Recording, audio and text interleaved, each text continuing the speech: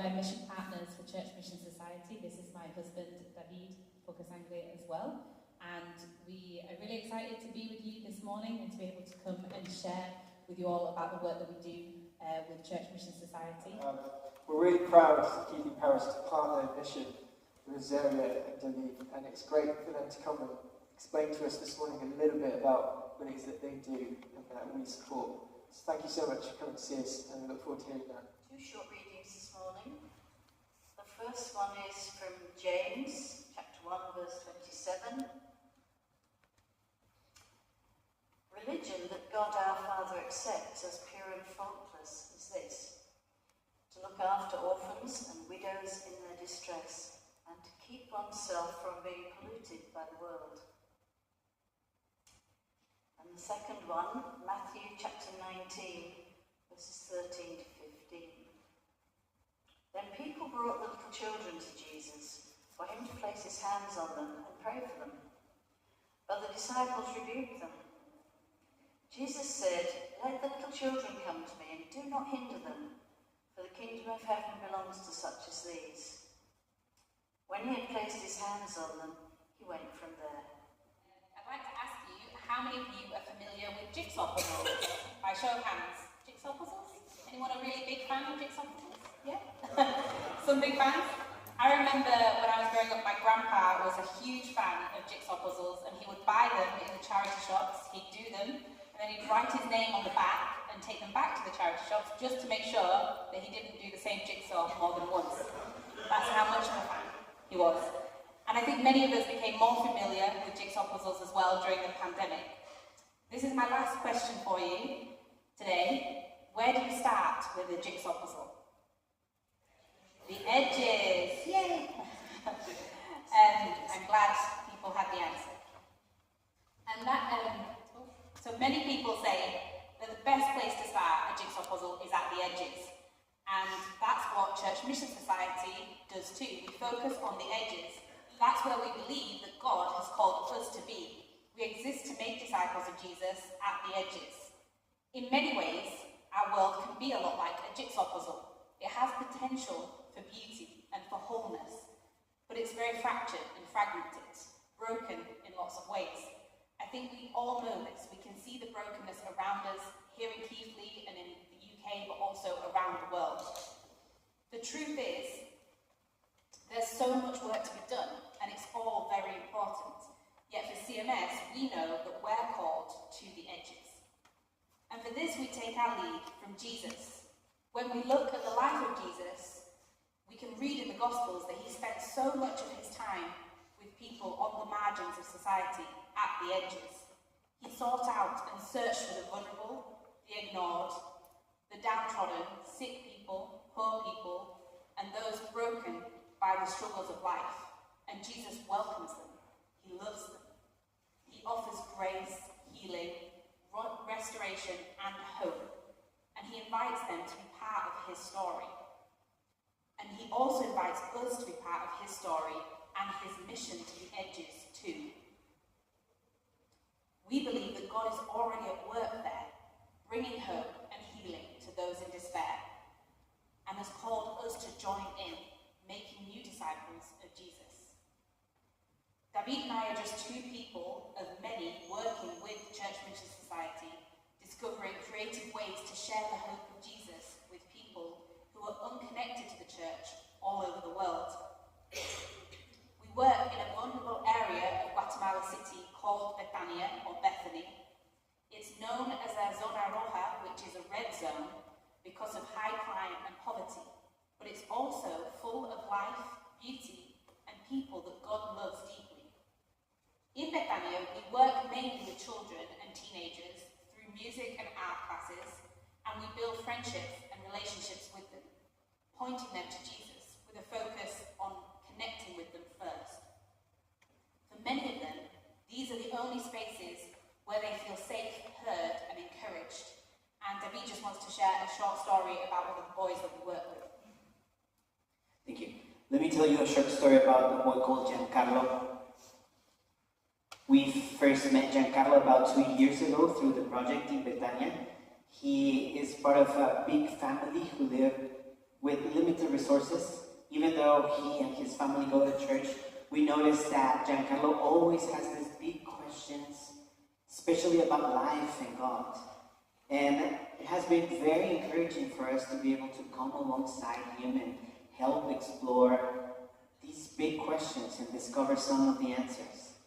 We have also been encouraged by his family, as both his mom and dad attend the activities we have for women and men from the families that we support and work with. Giancarlo's mom recently told us that she was so blessed by our project because Giancarlo and his brother Christian always leave the activities more peaceful and happier, where normally they are more anxious and alert because of the context that they are living in. Giancarlo is often quite tense when he first arrives, in survival mode, a bit of an edge. We feel blessed that during his time with us, he is able to relax and feel safe. And it is a privilege to be part of what God is doing in his life and help him guide in his walk with Jesus. I also just wanted to share a story about a girl called Giselle. We also first met Giselle about 2 years ago through the same project in Bethania. And as I mentioned, it's a red zone, which means that there are many risks for children and young people growing up in that context, due to things like drug abuse, alcoholism, other abuses, neglect, which is often related to lack of education, low education levels, and both material and spiritual poverty. Giselle once told us that she often has to walk home from school past a shop where groups of men will gather to drink in the streets, and that's part of her context. So that is why our project focuses on providing a safe space for children and young people, and also a safe adult connections for them, and role models. And for that reason, our main focus has always been relationship building and connection. It's a very special thing for us when a young person chooses to open their lives to us and share with us. Through these activities, we have seen God at work in Giselle's life.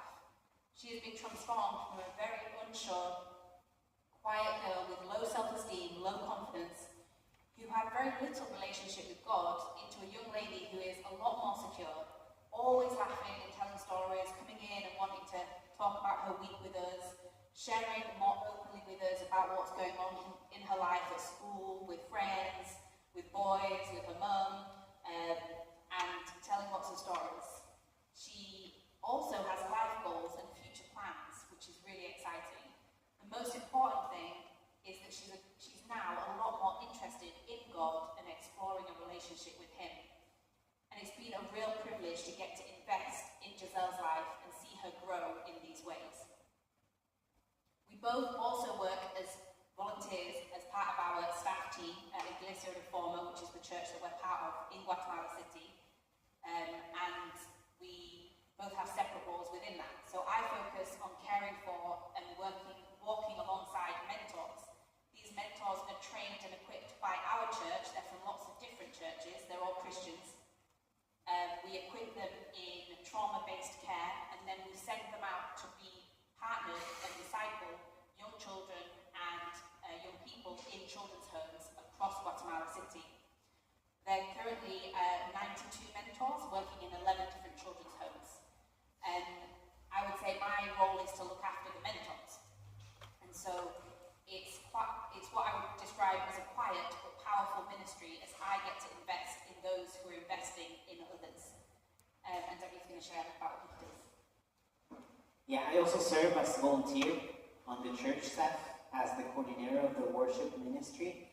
We have 4 worship bands that rotate on Sundays, and I work with them to plan the liturgy and make sure each service helps our community remember the gospel and respond in worship.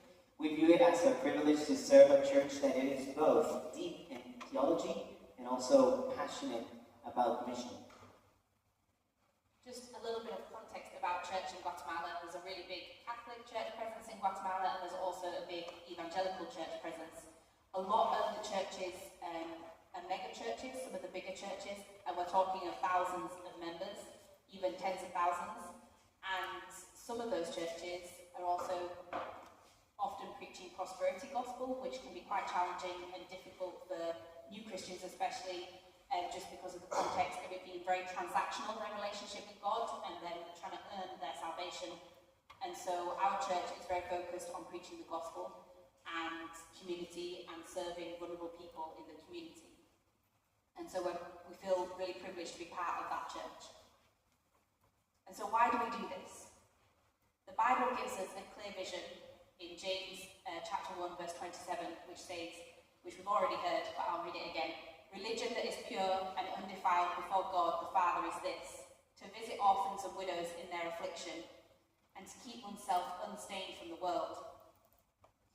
This verse is not just about doing good deeds, it's about living out the gospel with our whole lives, about being the kind of people who reflect God's heart, especially to the most vulnerable, those on the edges.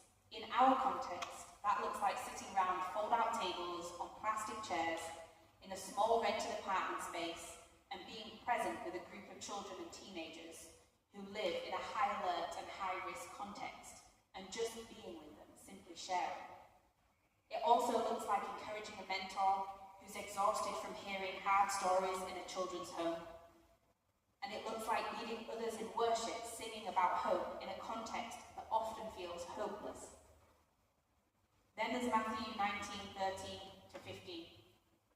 When people bring children to Jesus and the disciples try to send them away, but Jesus says, "Let the little children come to me, for the kingdom of heaven belongs to such as these." Jesus made time for the ones society ignored.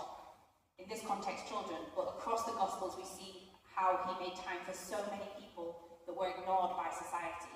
He moved toward the edges and towards these people. And that's what we want to do too. Mission is not a special activity for just a few people. It's the natural life of any Christian who is following Jesus. We are all called to be on mission, whether that's in Bethania or in England or even here in Keighley, whether that's in a children's home context or in a classroom, in the pulpit or over coffee.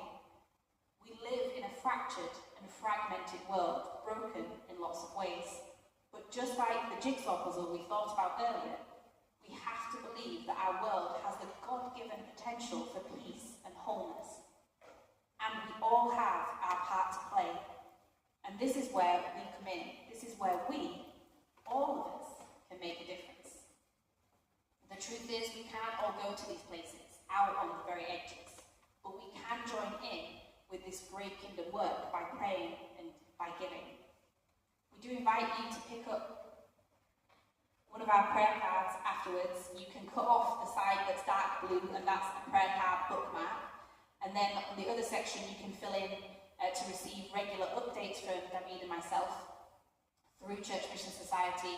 And there's also another section for you to prayerfully consider whether you'd like to start giving to us financially.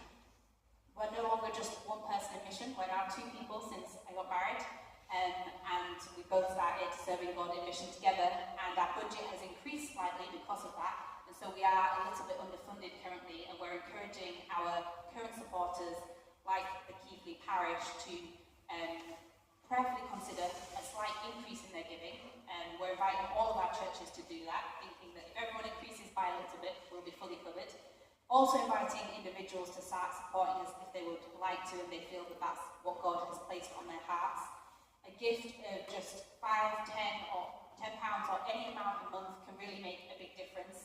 And you too can also be going to the edges by helping support Church Mission Society to equip the partners like ourselves to share the hope of Jesus with people like Giancarlo and Giselle all over the world. We're going to be around after the service, and we'd love to chat to some of you. I can see a few familiar faces that I'd love to say hi to, but I'd love to say hi to everybody, not just the familiar faces. Just for context, I grew up in St. Mark's, Italy, so that's why I know some people here today. And so yeah, we just want to say again a big thank you for your prayers and your support and your love towards us. You're not just supporting us and the work that we're doing, you're part of what God is doing in Guatemala and other parts of the world. So let's keep following Jesus to the edges together. May God bless you all. Amen.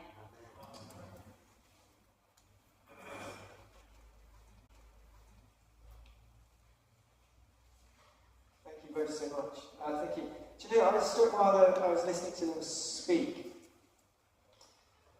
ever heard of a thing called murmuration?